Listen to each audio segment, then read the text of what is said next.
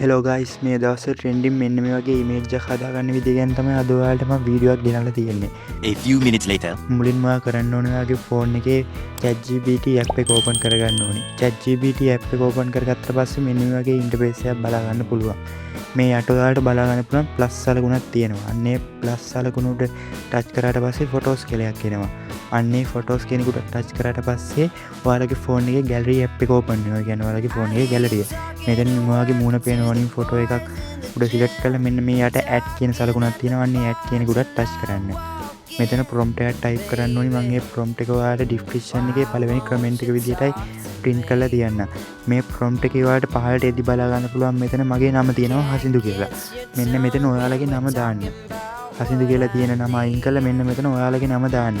ඔයාලගේ නම මාරු කරාට පස්සේ මෙතන සුදු පාට රවුම ඇතුලේ තියෙන කළු පාට ඊතලයේ උඩ එකපාරක් ටච් කරන්න.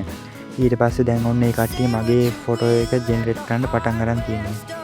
ඔයාලට මේක විනාඩියක් වගේ යද්දී ඒ කට්ටිය ජෙනරේට් කරලා දෙනවා. අපි බලමු මට හදලා දෙන ෆොටෝ එක කොයි වගේ ෆොටෝ එකක් වෙයිද කියලා. ඔන්න යාළුවනේ මේ කට්ටිය මට හොඳ ක්වොලිටි ෆොටෝ එකක් ජෙනරේට් කරලා දීලා තියෙනවා. දැන් ඔයාලටත් පුළුවන් මේ ප්‍රොම්ප්ට් එක යූස් කරලා හොඳ ෆොටෝ එකක් ජෙනරේට් කරගන්න.